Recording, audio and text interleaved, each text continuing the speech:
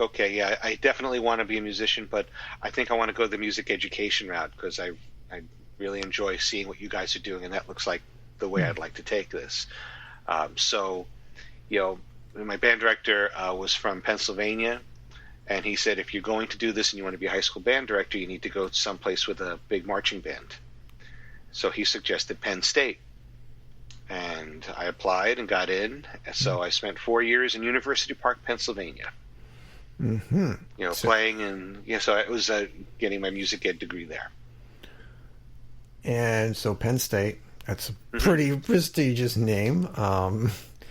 And was it just that was one of your choices? Why did you particularly pick Penn State? Or was it just that? I wanted, sure. It had an excellent music ed program, and it was really, if I was going to be a high school band director, which is what I wanted to do, I knew that I had to be part of a good marching band program.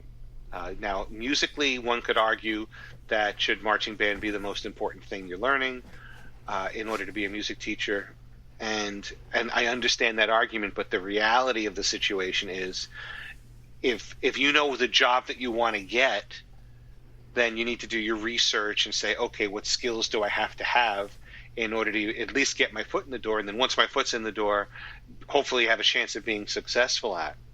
And a lot of people who were going for music ed degrees went to schools that they didn't have the marching band experience. And so when they're out interviewing for jobs, that was something that was holding them back from certain positions. When being at Penn State, I had 4 years of being in the marching blue band. So having a big football team, we got nice exposure with that. But I was also able to be part of the wind ensemble, the orchestra, the jazz band, choruses, everything, concert band. So I had the best of all worlds. And the other great thing about Penn State is it's a fairly small school of music. It's a little bit bigger now, but when I was there was maybe 200 people in it. So you're in this school of 200 people on a campus of 30,000. Wow. So it was really, you had the intimacy of having small class sizes, of getting to know your professors really well, but also being out there and having a college experience, being on a huge campus. So I think a lot of the Big Ten schools are very similar to that. Did you have to audition for the marching band? Yes. Yeah. Penn State's marching band is an audition group. Now, did you have a plan? Like, what if I don't get into this? Or just like, I got to do this? I thought about it, and my hope was that being a music ed major would help me. A lot of the vast majority of the marching band at Penn State is not music majors. Right. It's their activity that a lot of these students are part of, and the music professors aren't thrilled with music majors being in the marching band. They think, well, you should just. I talked about classical music before. They think, well, that's really all you should be focusing on. I was like, oh yeah, I definitely want to focus on that, but I want to be in the marching band. So, thank goodness it worked out. And what was it like the first time you performed with the marching band? At Penn State, the stadium where the team plays is Beaver Stadium. And when I was there, it held 85,000 people. Now I think it's 104,000. Oh, yeah. But we were never allowed to rehearse in the stadium because they were afraid that we would tear up the grass. Not the football players. They'll leave the grass fine, but they didn't want us in there. So I had never been inside the stadium until we marched in for the first pregame performance. And there I am, and there's 85,000 people screaming. So that did a couple of things. One is any fear of crowds or performing in front of audiences, that's gone. It's actually in many ways more nerve-wracking if there is any nervousness talking to a smaller group. Yes. Because you can see individual faces. When it's 85,000, it might as well have been a Berber carpet. Mm-hmm. It's just noise and just colors. You don't really notice it as much. did it sound the way you were hoping it would sound? Because obviously the acoustics are different in a stadium. It is much different. You have to be you must be extremely aware of the conductor. Because when you're in a marching band, if let's say that you're performing on a stage, imagine the football field as your stage. If you're from the 20-yard line to the 20-yard line and the band is all there, that means that your ensemble is spread over 60 yards. And knowing how sound travels, if somebody is 60 yards away from you, if they clap their hands, it takes a second for that sound to get to your ears. So now somebody's conducting, and you need to play based on the visual cue of what the conductor is doing, not on the audio cue of what somebody 60 yards away from you is doing. Because if you're listening for them, then you're always going to be playing after them. And now you've got people playing the same piece of music at two different times, and that's the sound that's going up to the crowd. Yeah, big no-no. So yeah, it's a you wouldn't realize that's one of the skills that we had to have. At Division Avenue, it wasn't as bad. We were a much smaller band, performing for a much smaller crowd. Now, you also have, among your many titles, this is one that was interesting to me, Baritone Horn Rank Leader for the Blue Band. What is that title? When you take a look at a marching band, you will see all of the instruments lined up together. So there'll be all the trombones together, all the clarinets together. Well, I played baritone horn in the marching band instead of the trombone. It was the one group that I really wanted to make sure I was keeping tabs on my baritone horn playing, and then trombone I would play in orchestra and take lessons on. So we had a rank or a line of 13 baritone horn players. And for my third and fourth year, I was the rank leader, which meant that I was in charge of administrative duties, taking attendance, making sure everybody was there, but also in charge of running rehearsals for all the baritone horns. So that was a nice way of being able to start to sharpen my music education skills. Was working with people, and especially as a junior, when I started, there were seniors in the band, in the baritone horn rank. So I got my first experience of trying to teach people who were older and more experienced than I was. And how did that go? It went well. It really did. I think they were older, but they were also engineering majors. So there wasn't much ego.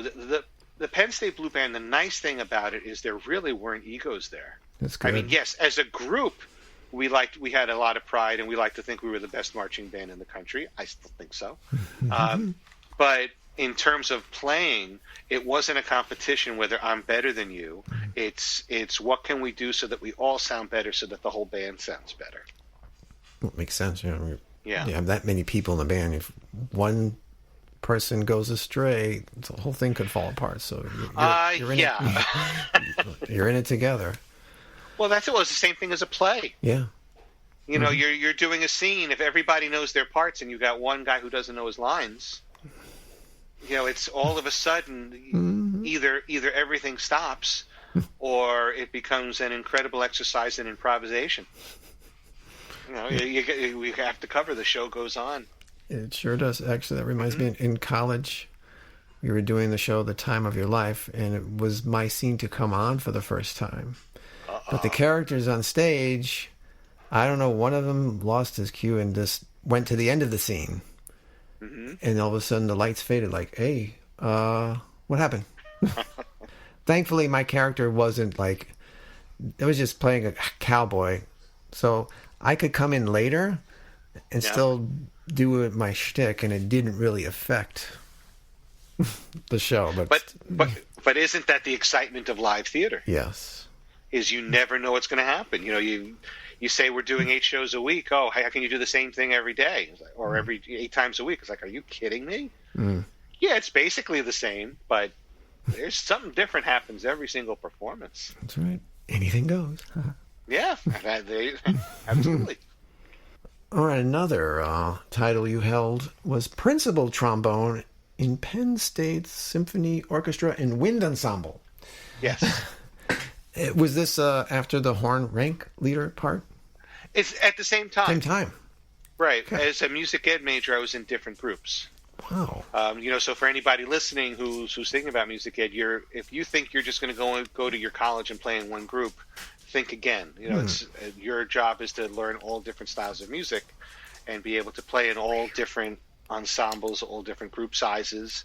And so the excitement of playing with a 200-piece marching band with 85,000 people screaming, you can't compare anything to that. But playing trombone in an orchestra or a wind ensemble where you've spent months working on a piece of music and it could be really hard, and somehow everybody comes together and pulls off a performance that just sounds better than you had thought. Yes, there aren't 85,000 people in the crowd, and there's not that type of excitement, but the excitement of playing something and working really hard and hearing the fruits of your labor is also a type of excitement that marching band doesn't compare to. Now, these are these groups that you can just join? Are these groups that you should join if that's your major, or how does that work? Sure. As a music major, depending on your school, there are definitely groups you should be a part of. There are some schools where they'll require you to be in them. At Penn State, I wasn't required to be in anything, but it's like, this is what I'm looking to do for my life. Why wouldn't I? I mean, there are things that I learned in every ensemble I performed in that carried with me throughout my entire career. You've got this golden opportunity. You're sitting there on the campus. Why wouldn't you want to play in jazz band? And I was in Dixieland, and German band, and polka things. I mean, all sorts of different types of groups. And you had to audition for them too? The ones I auditioned for were the orchestra, wind ensemble, and marching band. The other ones, I don't think I auditioned for. Some of them were part of the music fraternity. I was a brother at Phi Mu Alpha, which is a professional music fraternity. I didn't know that existed. Yeah, wow. Yeah. So we had a jazz band. It was more of a dance band. So this was the old-fashioned big band that would come to your frat house and play at your Saturday night party. So we would do that, but we also had the traditional jazz, which is, a lot of people think of that as Dixieland. Now it's known more as traditional jazz. An Oompa German band, all different types of groups. Wow. Yeah. And on top of that, you got to take classes and maintain your grades too. And people don't understand that. They think, "Oh, you're a music major. You don't do anything. That's easy." Like being a theater major. Yeah, right. It's right. We're not in your type, what you define as class all day.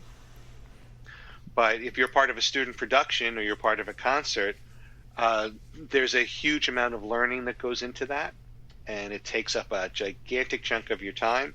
And because of that, you need to learn how to balance your spare time so that, okay, when am I going to do the math or the history? Same thing like, if you're in high school, how do I balance being in an extracurricular activity, being on a sport, and getting all my homework done? It's it's the same thing, only in a little bit of a larger scale. Absolutely. Wow. You were part of a basketball pep band? Was that Penn State? Penn State, yeah. I didn't know there was such a thing as a basketball pep band. Do tell. Now it's huge. I'll tell you what, now, if you think basketball is crazy, hockey pep bands are a big thing now. College hockey has become bigger, and if you look at the big programs, there are bands that perform. And I know at Brown University, their marching band skates between periods. Wow. Which I'm glad I didn't know, and I don't do anything where I'm moving and where my legs are standing still and my body's moving. So that wouldn't have happened. But yeah, basketball pep band, sure. If you ever watch a basketball game, or a college basketball game, the band is there. And if hopefully next year, if there's a March Madness, One of the biggest things there is, besides the game, is the band and the cheerleaders. And my senior year,